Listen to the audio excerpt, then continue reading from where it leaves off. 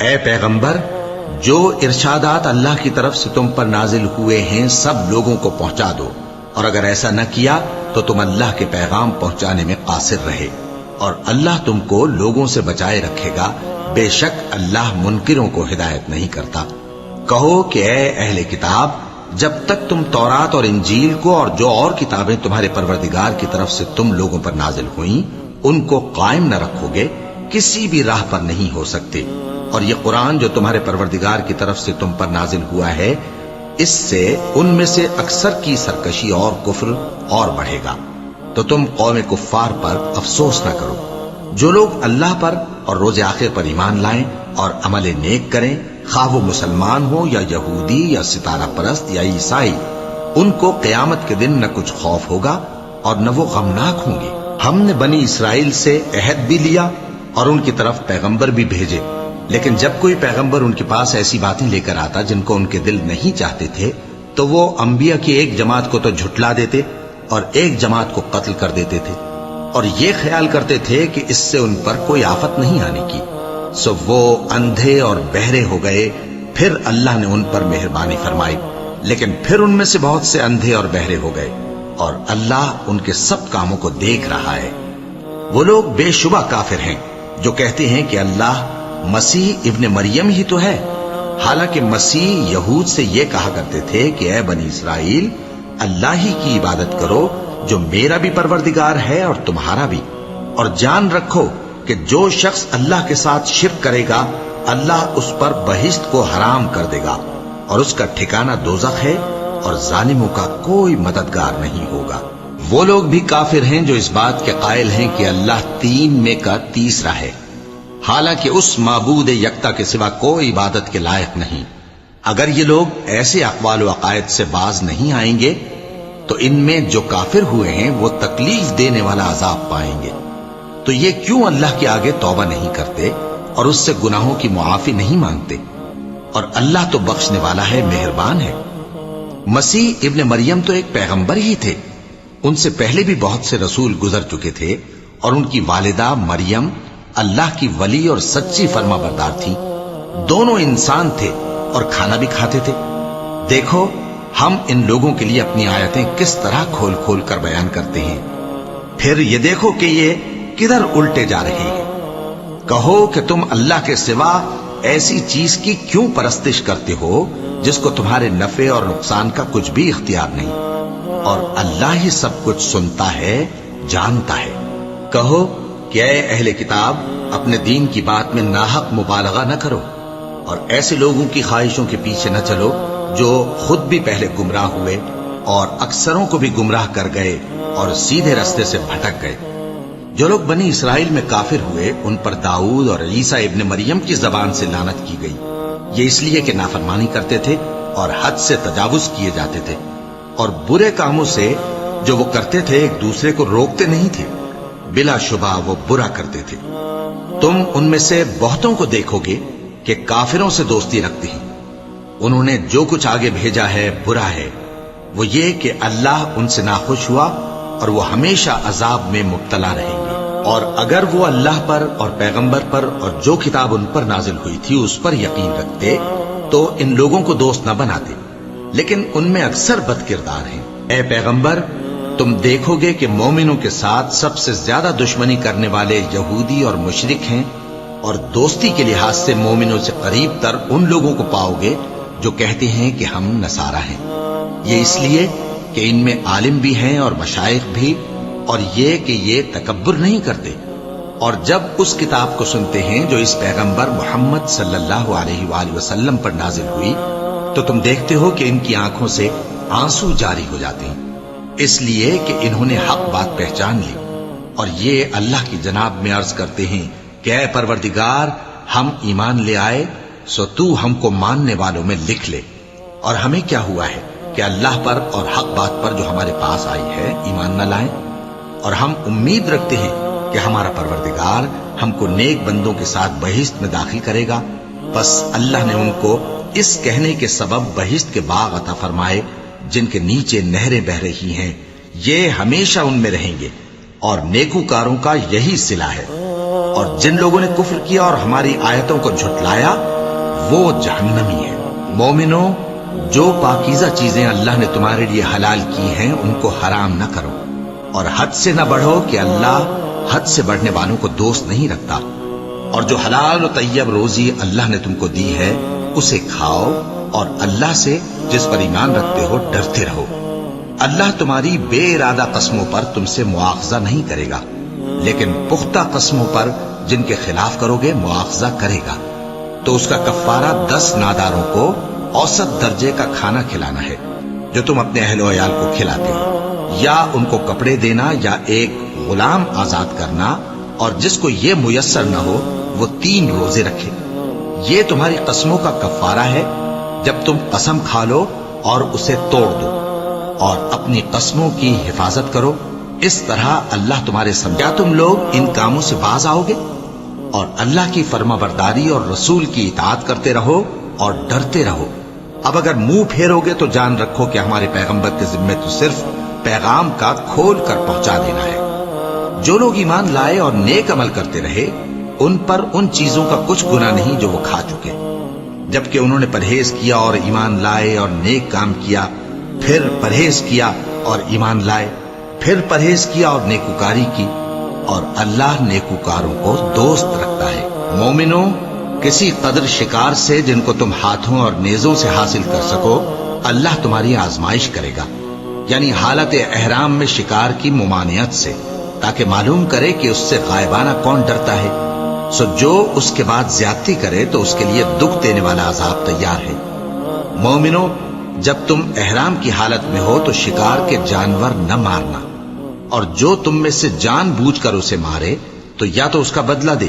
اور وہ یہ ہے کہ اسی طرح کا چوپایا جسے تم میں سے 2 معتبر شخص مقرر کر دیں قربانی کرے، اور یہ قربانی کعبے پہنچائی جائے، یا کفارہ دے اور وہ مسکینوں کو کھانا کھلانا ہے، یا اس کے برابر روزے رکھے تاکہ اپنے کام کی سزا کا مزہ چکھے، اور جو پہلے ہو چکا وہ اللہ نے معاف کر دیا، اور جو پھر ایسا کام کرے گا تو اللہ اس سے انتقام لے گا، اور اللہ غالب ہے، انتقام لینے والا ہے۔ تمہارے لیے دریا کی چیزوں کا شکار اور ان کا کھانا حلال کر دیا گیا ہے، یعنی تمہارے اور مسافروں کے فائدے کے لیے، اور جنگل کی چیزوں کا شکار جب تک تم احرام کی حالت میں ہو تم پر حرام ہے،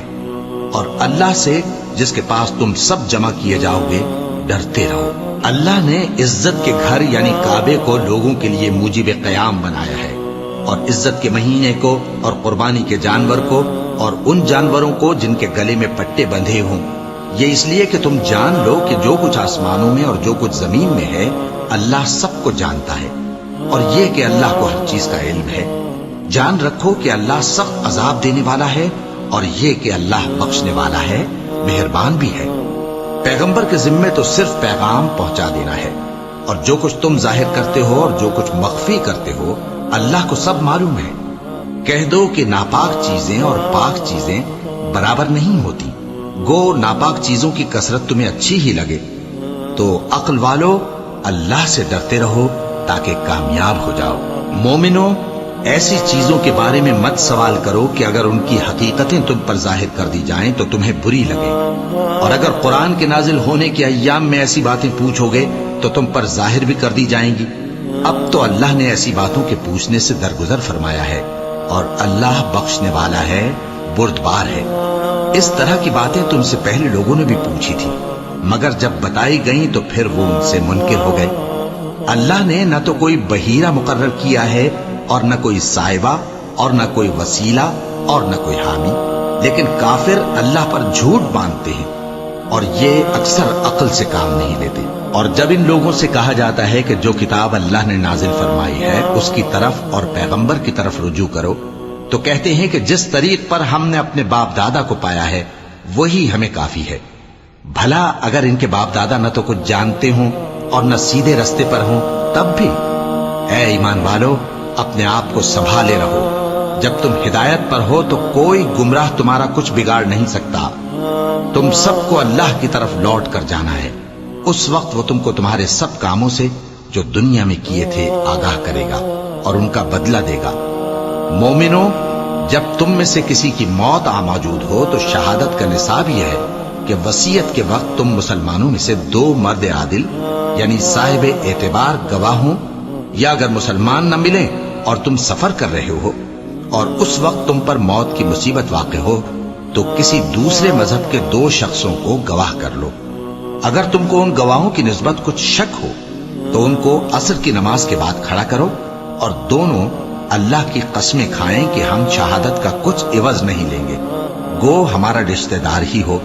اور نہ ہم اللہ کی شہادت کو چھپائیں گے۔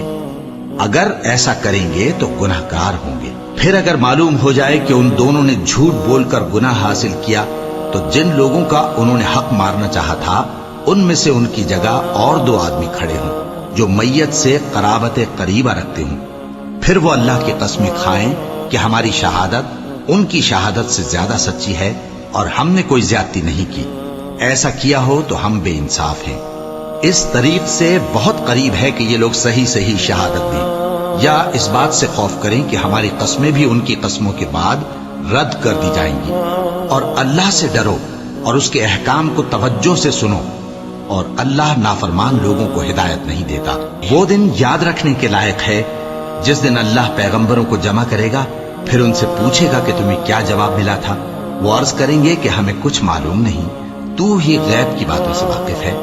جب اللہ عیسیٰ سے فرمائے گا کہ اے عیسیٰ ابن مریم، میرے ان احسانوں کو یاد کرو جو میں نے تم پر اور تمہاری والدہ پر کیے، جب میں نے روح القدس یعنی جبرائیل سے تمہاری مدد کی، تم گود میں اور جوان ہو کر بھی ایک ہی نسق پر لوگوں سے گفتگو کرتے تھے، اور جب میں نے تم کو کتاب اور دانائی اور تورات اور انجیل سکھائی، اور جب تم میرے حکم سے مٹی کے پرندے کی شکل بناتے پھر اس میں پھونک مار دیتے تھے تو وہ میرے حکم سے سچ مچ کا پرندہ بن جاتا تھا، اور پیدائشی اندھے کو اور برس کی بیماری والے کو میرے حکم سے اچھا کر دیتے تھے، اور مردوں کو زندہ کر کے قبر سے نکال کھڑا کرتے تھے۔ اور جب میں نے بنی اسرائیل کے ہاتھوں کو تم سے روک دیا جب تم ان کے پاس کھلے ہوئے نشان لے کر آئے، تو جو ان میں سے کافر تھے کہنے لگے کہ یہ تو کھلا جادو ہے۔ اور جب میں نے حواریوں کی طرف حکم بھیجا کہ مجھ پر اور میرے پیغمبر پر ایمان لاؤ، وہ کہنے لگے کہ پروردگار ہم ایمان لائے، تو شاہد رہی ہو کہ ہم فرما بردار ہیں۔ وہ قصہ بھی یاد کرو جب حواریوں نے کہا کہ اے عیسیٰ ابن مریم،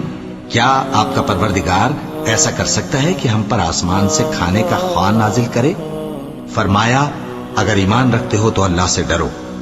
وہ بولے کہ ہماری یہ خواہش ہے کہ ہم اس میں سے کھائیں اور ہمارے دل تسلی پائیں اور ہم جان لیں کہ آپ نے ہم سے سچ کہا ہے،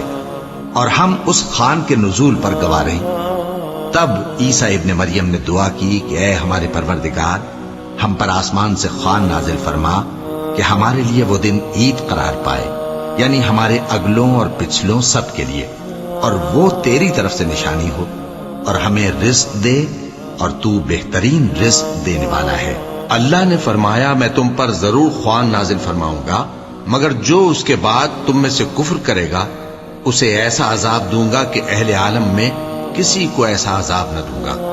اور اس وقت کو بھی یاد رکھو جب اللہ فرمائے گا کہ اے عیسیٰ ابن مریم، کیا تم نے لوگوں سے کہا تھا کہ اللہ کے سوا مجھے اور میری والدہ کو معبود مقرر کرو؟ وہ کہیں گے کہ تو پاک ہے، مجھے کب شایع تھا کہ میں ایسی بات کہتا جس کا مجھے کچھ حق نہیں۔ اگر میں نے ایسا کہا ہوگا تو تجھ کو معلوم ہوگا،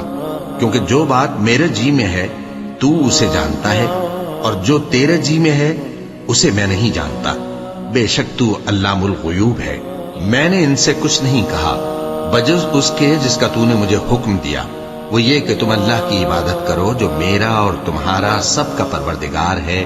اور جب تک میں ان میں رہا ان کے حالات کی خبر رکھتا رہا۔ پھر جب تو نے مجھے دنیا سے اٹھا لیا تو تو ہی ان کا نگراں تھا، اور تو ہر چیز سے خبردار ہے۔ اگر تو ان کو عذاب دے تو یہ تیرے بندے ہیں، اور اگر انہیں بخش دے تو تیری مہربانی،